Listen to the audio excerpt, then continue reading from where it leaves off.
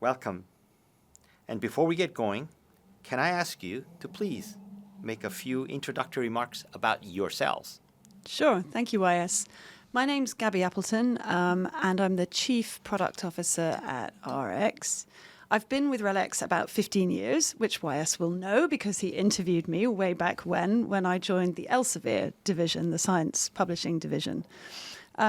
I have been at RX about 4 years, and I joined in the middle of that pandemic that you referred to see if I could help, together with Brian, build the digital offering. I've got 2 children who grew up their early years in Amsterdam when we worked for Elsevier, and now we're based in London. Thank you. And Brian? Hello, I'm Brian Brittain, Chief Operating Officer for RX Global. As with Gabby, my family and I are also international. We've been here in the UK now for 17 years, and I'm lucky enough to be with my wife and my son, who's at university here in the UK. My career has taken me through multiple industries, including RX here for the last 7 years. Good. Let's jump into it then. Okay. Exhibition business, face-to-face, person-to-person. Now you're putting this enormous effort into digital tools and aids, obviously to make the experience even better. How better? Why? Tell us. What's behind it all? Yeah, why is that? That's a spectacular question. Why would we go do this after going through the pandemic and understanding that face-to-face is so important? In our view, we always start actually with the customer challenge. What is the customer need? What's the customer want? In our world, it's both exhibitors and visitors. And through lots of research and lots of conversations and knowing our customers very well, we understand that for exhibitors, leads and product launches are the 2 big things to do. For the attendees, they want to be inspired. They want to find new products, and both of them are trying to grow their businesses. That's really what we're here for. We were able to determine very, very quickly that there were some gaps, and some gaps where digital products could actually turn around and make it a wee bit better for everyone. And that's really what we focused on. So we always start off with understanding the problem area and then turn around and ask out technology. Yeah. And Gabby, you've got a great example of what we've done recently at ATM that's made such a big difference. Yeah, I think our focus is always on how can digital enhance the outcomes from the event overall. Right. So it's an add-on as opposed to the first driver. Yes, absolutely. What our customers tell us they want is more leads and to meet more customers. So our goal with digital is not only do customers take the space, the booth at the event, but we use the digital tools to help them get more return on their investment in that space. And so for our example, at Arabian Travel Market in Dubai, we had one customer who used to spend about £40,000 on a booth. And after a conversation with one of our sales reps, they were convinced to use some of our digital tools that promote their presence at the event. And after seeing that by using these tools, they got more leads out of the event the year over year, then they started to think, wow, this is really the event for us. We can see and we can benchmark with data that we're doing better than before and better than our competitors. And so then they grew their overall spend on the event, including the space spend. So that's the kind of outcome we want. And did you start out with a blueprint, or did these things just kind of accumulate one by going to the shows and listening to the customers pre and post show? Interestingly enough, we actually had an idea of what the blueprint could look like. But to your point, it was only when we got things into customer hands and really understood that a networking event is dramatically different than a B2C, like a Comic-Con event is very different. And the needs, although it still comes down to leads for exhibitors and new business and being inspired, the how is different. So as you go through different geographies, you get slight variances on how products work. And some products work incredibly well in some types of events, and they don't work quite as well. So I'd say we had a blueprint, but not necessarily a rock-solid foundation that we knew exactly where we were building this, then this, then this, then this. Did you feel like you had to start somewhere geographically first because you felt that the digital knowledge was better embedded, or was it across the world, one at a time? I think we started with 2 ideas. One is the global platform that we use for promoting our events and providing information about the events, the website, that's pretty fundamental. Yeah. So we knew we could be uniform with that platform. We knew we had a few big geographies that have a lot of our events, so we could reach a lot of customers more quickly by focusing on those areas. So we started there, and then as time goes by, you have the success stories, you prove the case, you prove it with data, and then you go to the events that maybe look a bit different or are in smaller markets or whatever. So that's how we've thought about rollout generally. Since you mentioned the word data, we cannot avoid talking about it, right? Because none of these digital products would be very meaningful without good data, depth of data, breadth of data, right? Tell us how you are collecting data and how are you surprised by some of the data points that you are collecting? Yeah. Well, maybe I'll talk about it from the product side, and then Brian can talk about the tech. One good example, we last year started to launch a product called Collect, which allows visitors to use their mobile phones to scan exhibitor stand QR codes and collect information about that.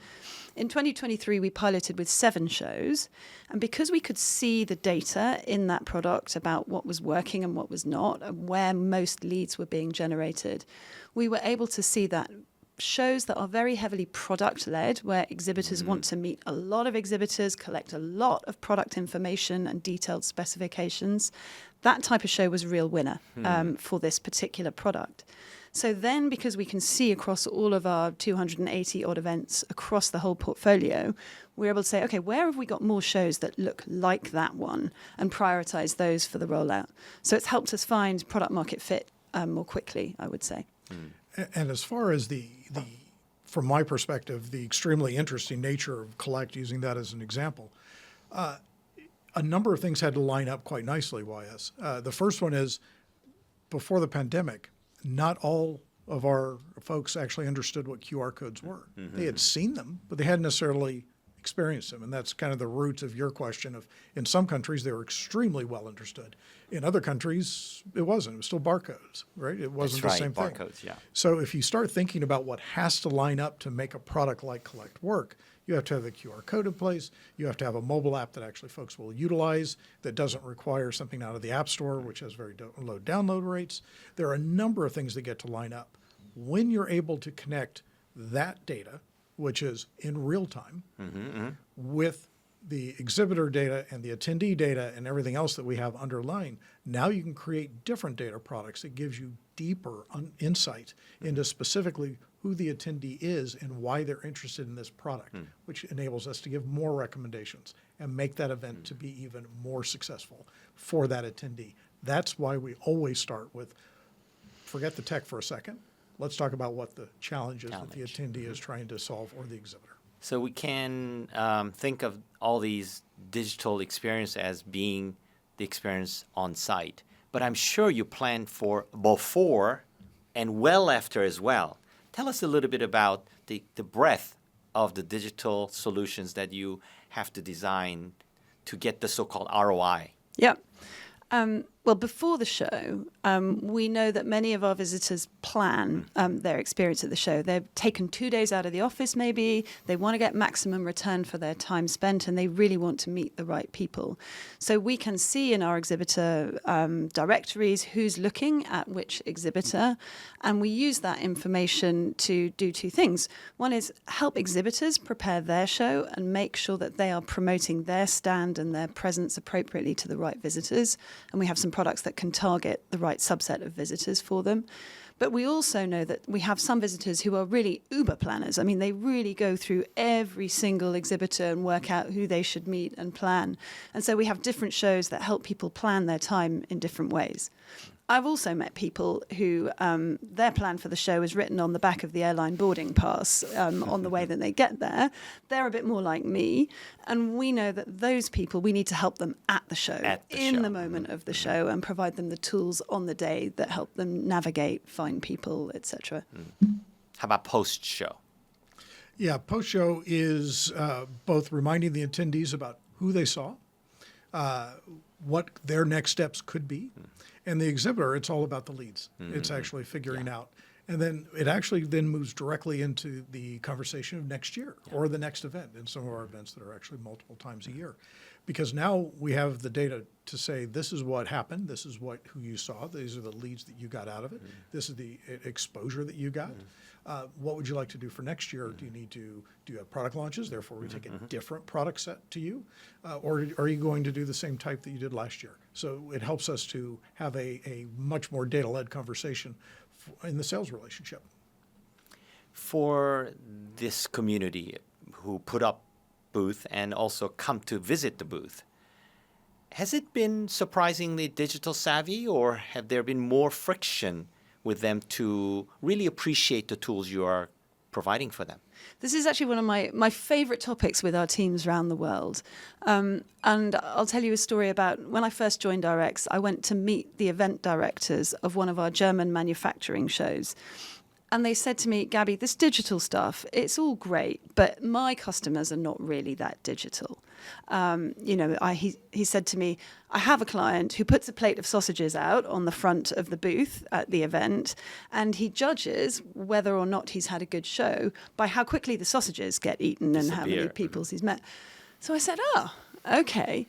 Does that guy also have a smartphone in his pocket? Does he use that kind of technology? And if he does, maybe we can have a conversation. And so we started to realize that we really had to educate our customers in what these tools can do, and also our salespeople so that they felt confident in explaining the value of digital tools to that customer. And now in 2024, that show generated over 42,000 digital leads for the customers at that show. So that journey can take you a year or 2 years maybe, but you've got to go on the journey. 2 years is not that slow, huh? Yeah. Well, thank you very much today for sharing your insights and experience.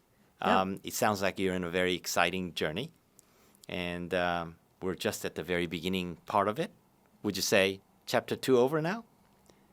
I think so. Okay. Yes. That's fair. We're looking forward to 3 and 4. There's going to be a lot more than that, Brian. I have a feeling that this is going to be a 10-chapter book. Sounds good. Happy Thank to you help write again. it. Sorry. Thank you again for your participating today in this podcast, and look forward to hearing more about it as to how it develops in a year or 2 time. Thank you, YS. Thank you.